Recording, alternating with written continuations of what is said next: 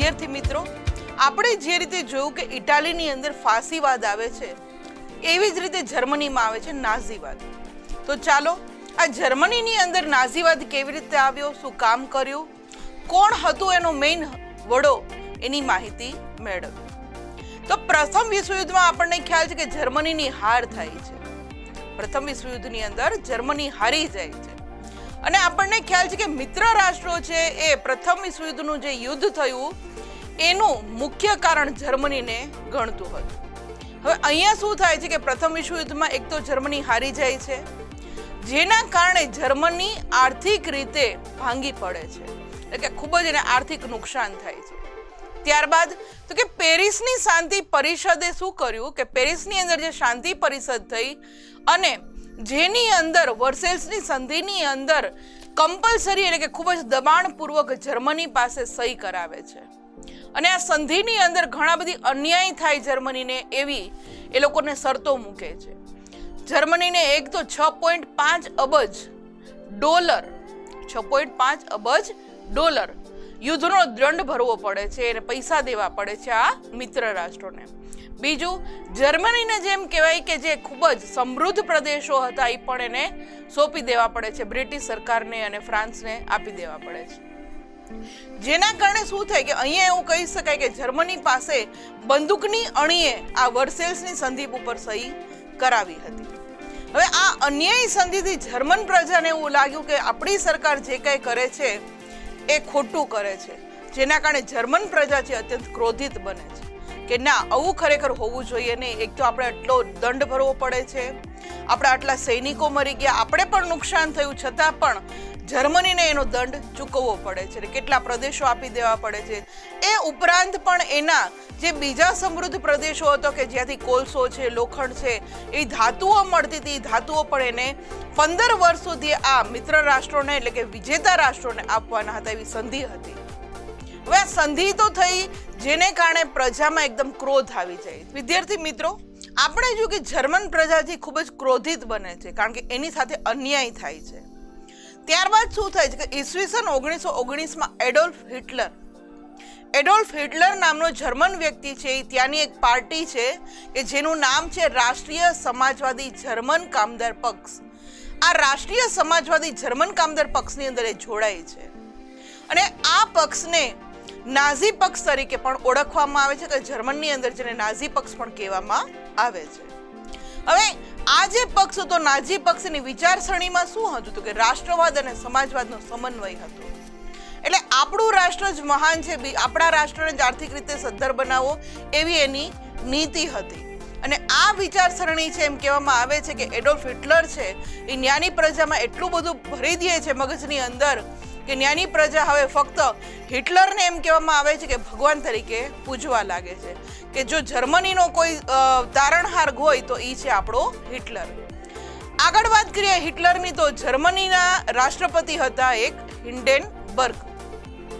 આ હિન્ડેનબર્ગનું જ્યારે અવસાન થાય છે ત્યારે હિટલર પોતે રાષ્ટ્રપતિ બની જાય છે અને ત્યારબાદ જર્મનીની અંદર સરમુખત્યારશાહી સ્થાપી દે છે. કોણ સ્થાપે છે તો કે હિટલર સ્થાપે છે.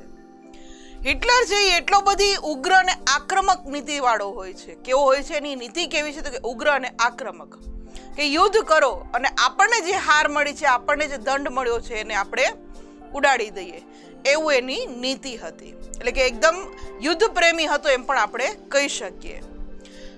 તેણે શું કર્યું હિટલરે કે જર્મન પ્રજા જે હતી એને સંકુચિત રાષ્ટ્રવાદ તરફ દોરી, એટલે કે આપણો જે રાષ્ટ્ર છે એ જ મહાન છે, એને જ આગળ લઈ જઈએ એવી નીતિ છે એને જર્મન પ્રજાના મગજની અંદર નાખી દે છે, જેને કારણે જર્મન પ્રજા છે એ હિટલરને ફ્યુહરર એટલે કે તારણહાર માનતી હતી. કે જર્મન પ્રજાને એવું લાગતું હતું કે જો જર્મનીનો આપણે ઉદ્ધાર કરવો હોય તો હિટલર જે કે એ જ આપણે કરવું પડશે, એ જ આપણો તારણહાર છે.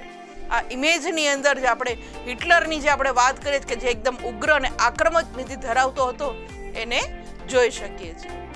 હવે નાઝીવાદના સૈનિકોની વાત કરીએ તો નાઝીવાદના સૈનિકો છે એ કેવો પોશાક પહેરતા હતા કે ભૂરા રંગનો પોશાક પહેરતા હતા, ખભા પર લાલ રંગની પટ્ટી ચોંટાડતા અને સ્વસ્તિક જેવું પ્રતીક લગાવતા હતા.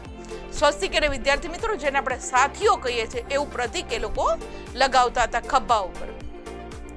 હિટલર જે એક હતું સત્તાવાદી, એટલે કે હું કહું એ જ રીતે સત્તા હાલવી જોઈએ એવો એક હતું સત્તાવાદી અને યુદ્ધ પ્રિય સ્વભાવ ધરાવતો હતો. એનો સ્વભાવ હતો યુદ્ધ પ્રિય હતો કે કોઈ પણનો ભોગ લેવો પડે તો લેશું, પણ જર્મનને છે એ હંમેશા આગળ વધારશું, એવી એની નીતિ હતી. હિટલરનું મુખ્ય ધ્યેય જર્મનની સત્તા એકદમ ઉદય થાય, એટલે કે પોતે મહાસત્તા તરીકે ઓળખાય એવી એની નીતિ હતી કે જર્મનની મહત્વની સત્તા તરીકે બસ આવવી જોઈએ, બીજું કોઈ રાષ્ટ્ર આપણાથી આગળ ન હોવું જોઈએ, એવું એનું મુખ્ય ધ્યેય હતું હિટલરનું. જેને કારણે શું થાય છે કે આ ઇમેજની અંદર આપણે જોયું કે જેના સૈનિકો છે ભૂરા રંગના પોશાક પહેર્યા છે, ખભા ઉપર લાલ રંગની પટ્ટી દેખાય છે ને એની ઉપર એનું જે પ્રતીક છે એ પણ આપણા સ્વસ્તિક એટલે કે સાથિયા જેવું જોઈ રહ્યા છે. હિટલરની આગળ વાત કરીએ વિદ્યાર્થી મિત્રો, તો હિટલરની જે નીતિઓ છે એનું લક્ષ્ય મેઇન શું હતું? તો કે જર્મન જાતિના શુદ્ધિકરણનું હતું. હવે જર્મન જાતિનું શુદ્ધિકરણ કઈ રીતે કરવું હતું એને? તો કે હિટલર એવું માનતો હતો કે જર્મનની અંદર જે યહૂદીઓ છે, જીપ્સીઓ છે અને માનસિક રીતે વિક્ષિપ્ત એટલે કે અસ્થિર મગજના જે વ્યક્તિઓ છે એનો નાશ કરી નાખો. જો જર્મનની અંદર જે જાતિ જીવવી જોઈએ, જે લોકોને જીવવાનો હક છે એ ફક્ત જર્મની જ હોવા જોઈએ, માનસિક રીતે અસ્થિર વ્યક્તિ લોકોને મારી નાખ્યા. હિટલર એવું વિચારતો હતો કે આ લોકો છે અસ્થિર મગજના, એ આપણી માથે બોજ સમાન છે, એટલે હિટલરે શું કર્યું કે એ વ્યક્તિઓનો નાશ કરી નાખ્યો. અને આપણે વિદ્યાર્થી મિત્રો હંમેશા એવું આપણે વિચારીએ છીએ ભારત દેશની અંદર કે કોઈ આપણે હેન્ડીકેપ્ડ દેખાય, કોઈ અસ્થિર મગજની દેખાય તો આપણે હંમેશા એની પર દયા રાખીએ છીએ કે એને મદદ કરીએ છીએ કે એને કોઈ જરૂરિયાત હોય આપણે પૂરી પાડીએ છીએ. જ્યારે હિટલરની નીતિ અલગ જ હતી. એને તો જર્મન જાતિને શુદ્ધ કરવું નહોતું, પણ એને શું કર્યું કે આ રીતના જેટલી પણ વ્યક્તિઓ હતો એને નાશ કરી નાખે છે. એમ કહેવામાં આવે છે કે યહૂદીઓ તો આશરે અસંખ્ય યહૂદીઓ એટલે 1 થી 1.5 લાખ જેટલા યહૂદીઓને એક સાથે મારી નાખે છે. બીજા વિશ્વયુદ્ધના અંત સુધીમાં તો અસંખ્ય યુરોપિયન યહૂદીઓનો જીવ લઈ લે છે. કોણ લઈ લે છે? આ હિટલર. કારણ કે એને ખબર છે કે યુરોપિયન જર્મનની અંદર જે પ્રજા રહે છે એ જ જર્મની, બાકી બધી પ્રજા છે એ આપણે જોઈએ જ નહીં આપણા દેશની અંદર. એટલે જર્મનીની સંખ્યા ઓટોમેટિક ઘટી જશે અને જેના કારણે આપણી આવક છે એ ડબલ થશે, પણ જે ખર્ચ થશે એ ઓછો થશે. આવી આની નીતિ હતી. અને ત્યારબાદ તો કે હિટલર છે એને આ યુરોપિયન યહૂદીનો જે જીવ લીધો એને હોલોકાસ્ટ એટલે કે નરસંહાર તરીકે પણ આપણા ઇતિહાસકારો ઓળખાવે છે. ઘણીવાર પરીક્ષામાં પ્રશ્ન પૂછાય છે કે હોલોકાસ્ટ એટલે શું? તો આપણો આન્સર હોવો જોઈએ કે બીજા વિશ્વયુદ્ધના અંત સુધીમાં હિટલર છે એ અસંખ્ય યુરોપીય યહૂદીઓનો જે જીવ લે છે એને હોલોકાસ્ટ અથવા તો નરસંહાર તરીકે ઓળખવામાં આવે છે.